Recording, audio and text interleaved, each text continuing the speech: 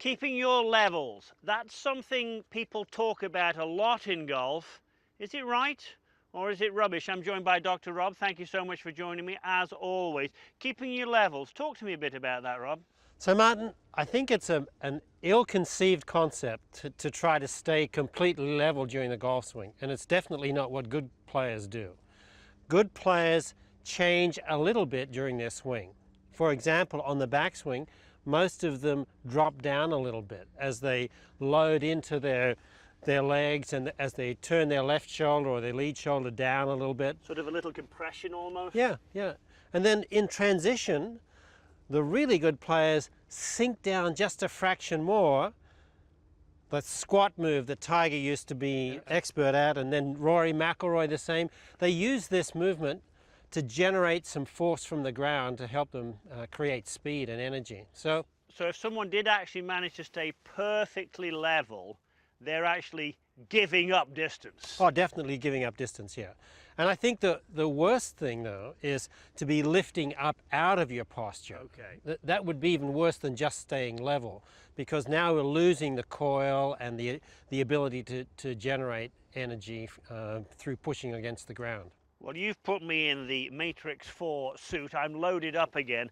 And we've got this set actually that if I do lift up, we're going to get an audio tone here. Yeah. So if I'm keeping in my sort of, you know, making the correct motion. Yeah, if you turn down here, this thing's not going to beep.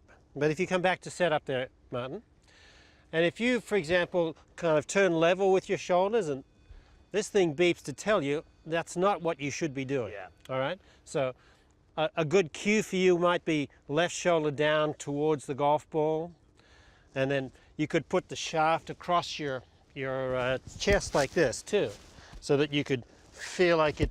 Where is this shaft pointing? If it's pointing up towards the horizontal, you've probably lifted out of your posture, and therefore lost that ability to generate coil. So we don't want to maintain the height, nor do we want to try and turn level.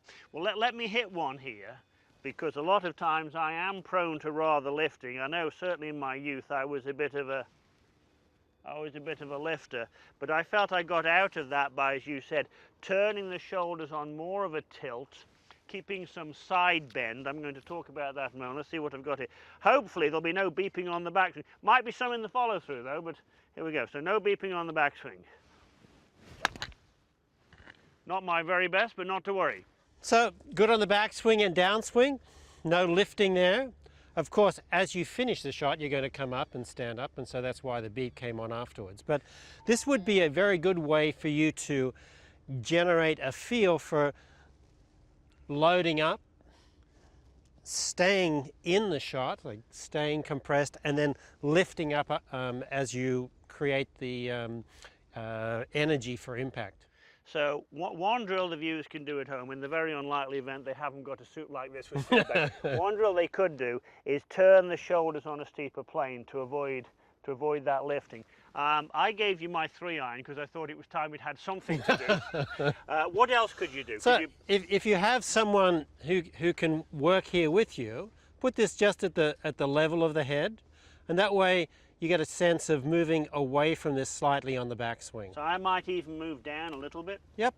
And then I might move down a little bit more, and there's nothing wrong with that. Yep.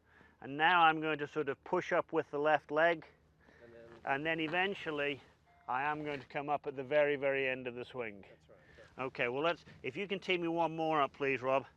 I'll try and do a slightly better job with that. So trying to keep your levels may not be a particularly good idea at all. No, there's some change. What you don't want, Martin, is a whole bunch of level changes, though. Like you don't want to be dropping way down and then lifting way up. But, right.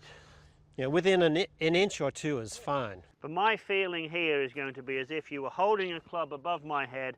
I'm going to turn my shoulders on a bit of a tilted plane and see what we get as I go back and as I go through. And that one was much better.